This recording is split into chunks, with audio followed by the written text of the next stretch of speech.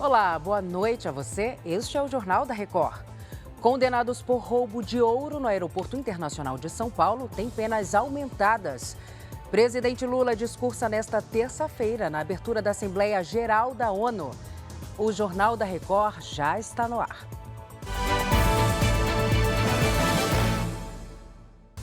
Oferecimento Consórcio Bradesco. Conquiste sua casa nova sem juros e sem entrada.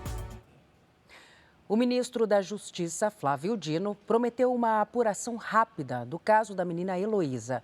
A criança de 3 anos morreu após o carro da família dela ser atingido por tiros disparados de agentes da Polícia Rodoviária Federal. Nesta segunda-feira, a Justiça negou a prisão dos 3 policiais envolvidos. Leonardo Aque, boa noite para você. E eles terão que cumprir algumas medidas cautelares, certo? Quais são essas medidas, Léo? Boa noite, Celso. Boa noite a todos. Olha, os 3 vão ter que usar tornozeleira eletrônica e também entregar as armas. Além disso, Celso, os agentes ficarão afastados das ruas e só vão poder exercer as funções administrativas. Também deverão passar as noites após o expediente e os dias de folga obrigatoriamente em casa. A pequena Heloísa Silva, de 3 anos, foi baleada quando estava no carro dos pais durante uma abordagem dos policiais no dia 7 de setembro. Ela morreu após ficar 9 dias internadas. Um dos agentes admitiu ter atirado. Ele alegou que o veículo da família constava como roubado e que atirou após ouvir barulhos de tiros. O pai da menina disse que comprou o carro há pouco tempo e que não sabia que era roubado. Ele também negou qualquer resistência. Salce. Obrigada, Léo. O Tribunal de Justiça de São Paulo aumentou as penas dos 6 réus condenados por um roubo milionário em que mais de 700 quilos de ouro foram levados do Aeroporto Internacional de São Paulo. Agora a gente fala com a Caterina Schutte. Caterina, boa noite. Qual é a nova sentença, hein? Olá, Salsi. Muito boa noite para você e também para todos que nos acompanham. Olha, agora a soma das penas ultrapassa os 252 anos de prisão para os réus. Além disso, as multas devidas pelos envolvidos também acabaram sendo elevadas em relação à decisão de primeira instância. A decisão foi tomada após um recurso do Ministério Público de São Paulo. O desembargador do caso levou em conta as consequências do crime diante do transtorno à empresa vítima, aos proprietários dos bens subtraídos e também o alto valor aí do prejuízo. A gente lembra que a quadrilha invadiu o terminal de cargas do aeroporto de Guarulhos, na Grande São Paulo, com uma falsa viatura da Polícia Federal e roubou aí 734 quilos de ouro. Essa carga era avaliada em 117 milhões de reais. Eu volto com você, Salsi. Obrigada pelas informações, Caterina. O presidente Lula está em Nova York, nos Estados Unidos, para abrir a Assembleia Geral da ONU nesta terça-feira. Já nesta segunda-feira, a agenda de Lula se concentrou em reuniões bilaterais com o presidente da Suíça e o ex-premier do Reino Unido, Gordon Brown.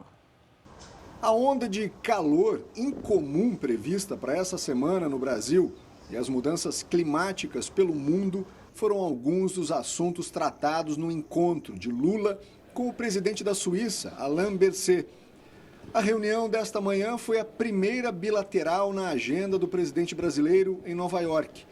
Os 2 líderes falaram ainda sobre acordos comerciais e o trabalho do Brasil como presidente do G20, grupo formado pelas maiores economias do mundo.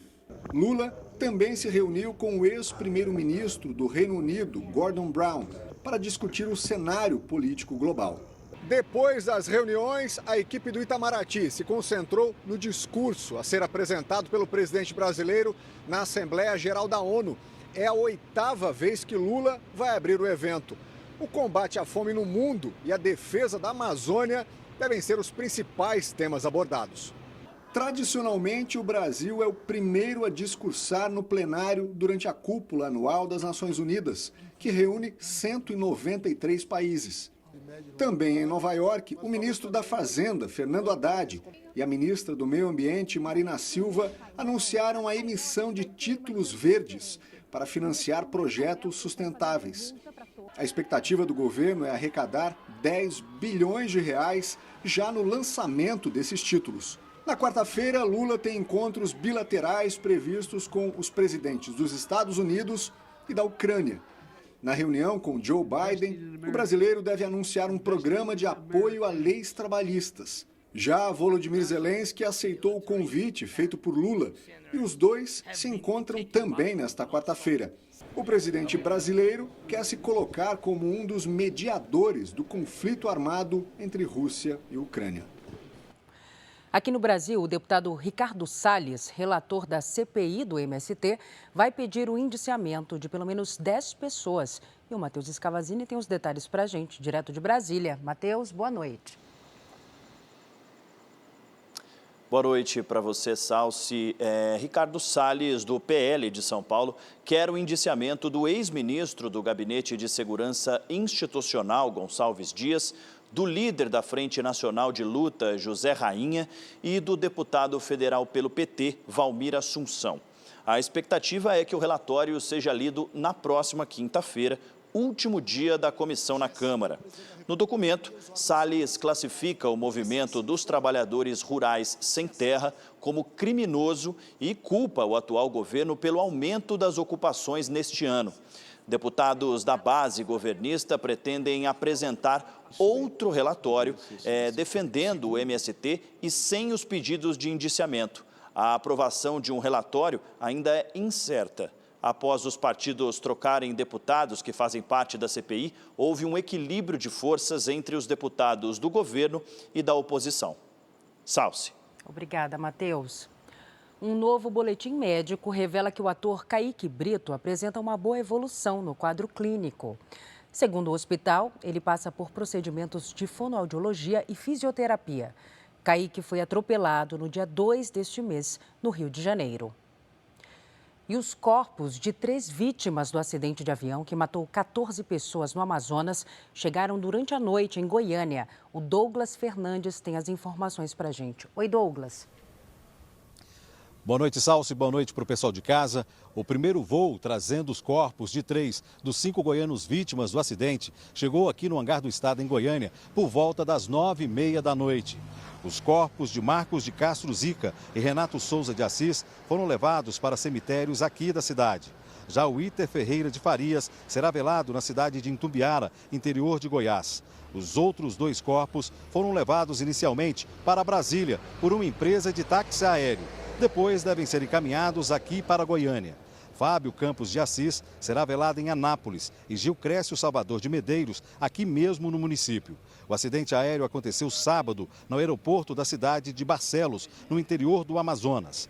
O grupo de turistas faria uma pesca esportiva na região. As 14 pessoas que estavam a bordo morreram, incluindo piloto e copiloto. É com você, Salsi. Obrigada, Douglas. Um cachorro foi resgatado após ficar trancado dentro de um carro em Toledo, no Paraná. Pedestres ouviram os latidos e acionaram a polícia militar. Veja que um policial quebra o vidro e resgata o cachorro. Os tutores foram levados à delegacia para prestar depoimento. Eles devem responder por maus tratos contra animais. O cachorro está sob cuidados da polícia. E o filho do narcotraficante mexicano El Chapo se declarou inocente das acusações que enfrenta por tráfico de drogas nos Estados Unidos. Segundo a promotoria, Ovidio Guzmán pode ser condenado à prisão perpétua, mesmo a pena que o pai já cumpre em solo americano. Ele e os irmãos herdaram o comando de um cartel de drogas depois que El Chapo foi preso.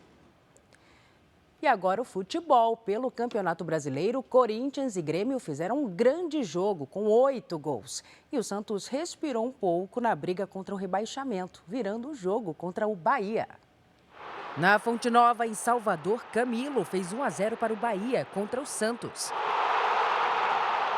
Em jogada ensaiada, Marcos Leonardo de cabeça empatou a partida. Já nos acréscimos, o argentino Furchi dominou na pequena área e fez o gol da vitória do Santos, 2-1. Em Itaquera, Corinthians e Grêmio igualaram o recorde de gols na Arena Corintiana, 8. Após boa jogada, Natan inaugurou o placar para o Grêmio. Pouco depois, Cristaldo não precisou nem saltar para cabecear e fazer 2-0. O Corinthians foi buscar a virada ainda no primeiro tempo. Fábio Santos, de pênalti, fez o primeiro do Timão. Depois do escanteio, Lucas Veríssimo cabeceou para o empate e fez o seu primeiro com a camisa do Corinthians.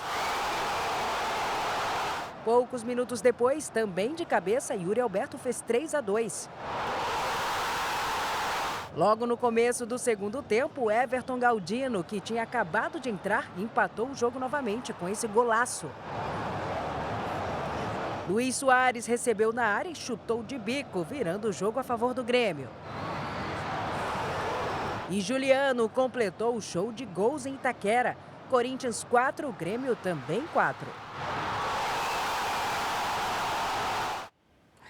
Este foi o Jornal da Record. Ouça essa e as outras edições dos boletins JR 24 horas, agora também nas plataformas de áudio. Você fica agora com o programa Entre Linhas. Record 70 anos tem a sua cara. Boa noite para você, cuide-se. Tchau.